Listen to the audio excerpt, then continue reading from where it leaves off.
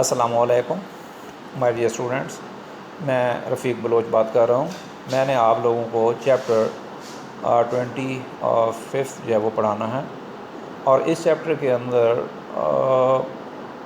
हमने पढ़ना है इकोलॉजी के बारे में, इकोसिस्टम के बारे में। इकोलॉजी और इकोसिस्टम ये रिलेट करते हैं इन्वायरमेंट से। इन्वायरमेंट वो जगह है जहाँ पे हम रहते हैं, हमारी सराउंडिंग जितना भी इर्द गिर्द हमारी चीज़ें हैं वो सारी इन्वायरमेंट के अंदर शामिल होती हैं। ये चैप्टर इंतहाई आसान चैप्टर है। ये चैप्टर का कम्बिनेशन 15वें चैप्टर के साथ है और इसमें से लॉन्ग क्वेश्चन आना है। 3-4 लॉन्ग क्वेश्चन इसके अंदर मौजूद हैं, वो मैं आपको आगे चल के बता दूँगा। इसके अंदर कुछ डेफिनेशंस हैं और MCQs हैं। आज जो पहला लेक्चर है हमारा वो है, इसके कुछ डेफिनेशंस हैं वो मैं आप लोगों से डिस्कस करता हूँ। जैसा कि चैप्टर है इकोसिस्टम, तो इको का मतलब हमारे पास इको का मतलब होता है इन्वायरमेंट और सिस्टम का मतलब होता है उसके अंदर रहने वाले या उसके जो कंपोनेंट्स हैं उनकी कलेक्शन। अब इकोलॉजी क्या है? इकोलॉजी असल में एक ऐसा लफ्ज़ है, एक ऐसी टर्म है जिसको हम इस्तेमाल करते हैं study of relationship of animals to the environment, कि जितना भी एनिमल्स इस इन्वायरमेंट के अंदर रहते हैं उनका उसके साथ क्या रिलेशनशिप है। साफ ज़ाहिर है कि वो इस इन्वायरमेंट के बगैर ज़िंदा नहीं रह सकते, तो इस रिलेशनशिप की, एनिमल की रिलेशनशिप की इन्वायरमेंट के अंदर जो स्टडी है इसे हम कहते हैं इकोलॉजी। ये लफ्ज़ इकोलॉजी या टर्म इकोलॉजी जो है ये आती है एक निकली ग्रीक वर्ड से। Greek word oikos meaning the household, the family house hold.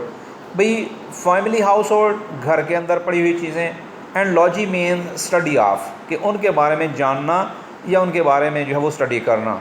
यहाँ फैमिली हाउस होल्ड का मतलब ये है कि जो भी एनिमल रहते हैं जब हम उनके घर में जाके स्टडी करते हैं इसको हम इकोलॉजी का नाम देते हैं। घर में जाके स्टडी का मतलब मसलन भाई अगर मछली है, फ़िश है, वो रहती है पानी में तो हम पानी में जाके उसकी स्टडी करेंगे।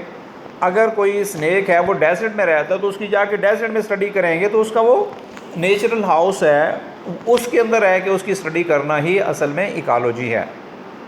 ये लफ्ज़ सबसे पहले अर्नस्ट हैकल ने इसको जो है वो इंट्रोड्यूस करवाया था 1866 के अंदर। और ये अर्नस्ट हैकल और 1866 जो है ये दोनों ही MCQs के लिए जो है वो आप लोगों ने अंडरलाइन कर लेने हैं।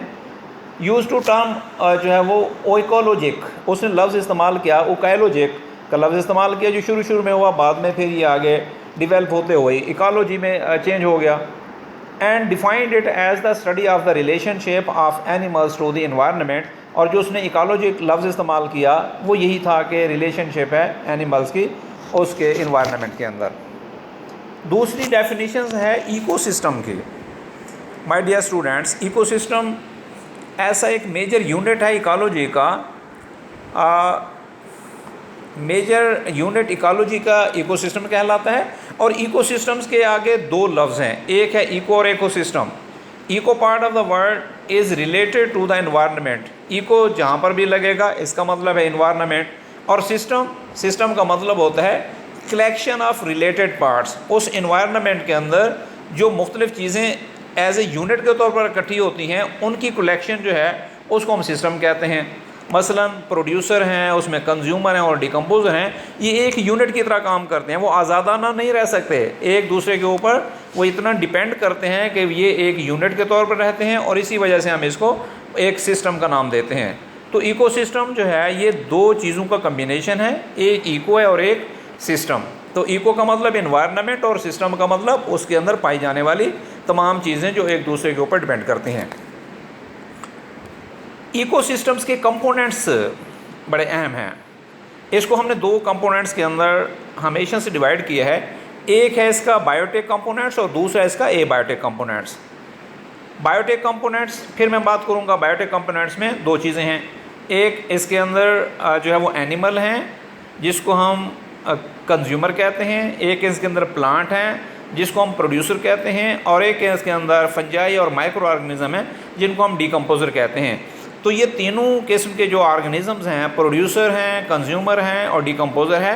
अब इकोलॉजी के अंदर ये लफ्ज़ आप बार बार सुनेंगे, रिपीट करेंगे तो जो प्रोड्यूसर हैं उसका मतलब है जो अपनी खुराक खुद तैयार कर सकते हैं, जैसा कि प्लांट हो गए।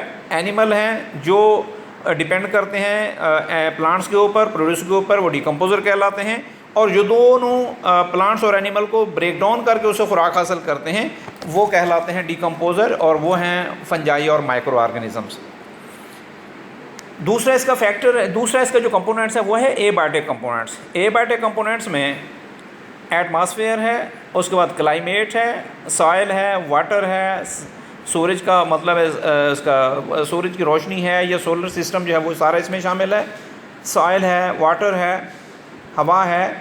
ये तमाम जो हैं एबायोटिक कंपोनेंट्स हैं, क्योंकि जो भी लिविंग ऑर्गेनिज्म जिसका भी हमने जिक्र किया बायोटिक कंपोनेंट्स का, वो इस एटमॉस्फेयर के बगैर या एबायोटिक कंपोनेंट्स के बगैर ज़िंदा नहीं रह सकते। इस वजह से ये दोनों ही साथ में रह के जो है वो पूरा सिस्टम जो है मेंटेन हो सकता है और चल सकता है।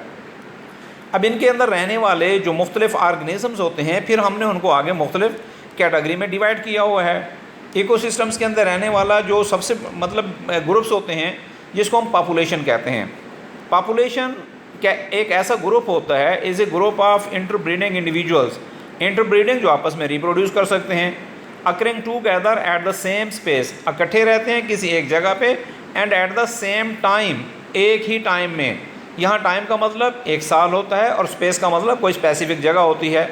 For example human population in Pakistan, भी पाकिस्तान की ह्यूमन पॉपुलेशन कितना है 2020 के अंदर, ये पॉपुलेशंस की हम बता सकते हैं। अगर हम देखें अल्पाइन के अंदर सेकेंड ईयर के स्टूडेंट्स की तादाद कितना है 2020 में, वो एक इसके अल्पाइन की पॉपुलेशन होगी। तो पॉपुलेशंस में इन चीज़ों का एक स्पेस का और दूसरा उसके टाइम का बताना बहुत ही ज़रूरी होता है। फिर जो पॉपुलेशंस होती हैं उनके दरमियान में कुछ रिलेशंस डेवलप हो जाती हैं उनके दरमियान में, और उन रिलेशंस को हम कहते हैं attributes of population. Attributes of population को अगर आप देखें तो उनमें एक तो यह आता है कि नंबरिंग, कि जी पॉपुलेशन की तादाद ज़रूर बतानी है। दूसरा वहाँ पर एज ग्रुप, कि मुख्तलिफ जो एज के ग्रुप्स हैं उसमें जो है वो बच्चे कितने हैं, उसमें बड़े कितने हैं, उसमें बूढ़े कितने हैं, तो ये एज ग्रुप्स भी बताना ज़रूरी होता है। फिर किसी जगह पे पॉपुलेशन, किसी जगह पे जो है वो आबादी ज़्यादा होती है और किसी जगह पे आबादी कम होती है, तो इसको कहते हैं पॉपुलेशन डेंसिटी। तो पॉपुलेशन डेंसिटी है। फिर पॉपुलेशंस के दरमियान में मुकाबले होते हैं आपस में, कोई खुराक के ऊपर हो गया, रहने की जगह पे हो गया, तो इसको कहते हैं इनके दरमियान में कंपटीशन। तो ये चीज़ें जो हैं ये भी वहाँ पर डेवलप हो जाती हैं पॉपुलेशंस में जहाँ पे कोई आबादी रहती है। ये उसके एट्रीब्यूट्स हैं। नेक्स्ट इसकी डेफिनेशन है कम्युनिटी की। कम्युनिटी में अगर देखें आप, the group of different populations, जो मुख्तलिफ पॉपुलेशंस हैं उनके जो डिफरेंट ग्रुप्स हैं, living at the same place, same space, at the same time, called community. जो किसी ख़ास जगह पे रहते हैं और किसी ख़ास टाइम में रहते हैं। टाइम फिर वही एक साल का होता है और स्पेस वो कोई स्पेसिफिक होती है। मसलन अगर आप पाउंड को देख लें तो एक पाउंड के अंदर बहुत सारे उसमें प्लांट भी होते हैं, उसमें एनिमल्स भी होते हैं, उसके अंदर जो है वो माइक्रो ऑर्गेनिज़म भी होते हैं। तो ये मुख्तलिफ ऑर्गेनिज़म, बहुत सारी उसमें पॉपुलेशंस इकट्ठी रहती हैं।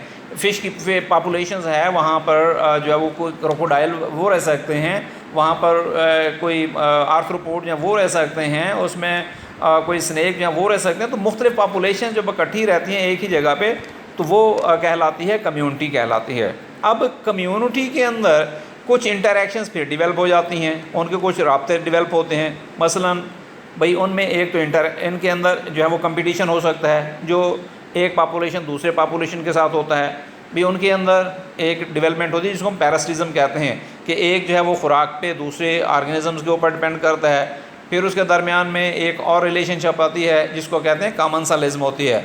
तो ये इस किस्म की इनके दरमियान में जो रिलेशनशिप हैं वो डेवलप हो जाती हैं कम्युनिटी के अंदर।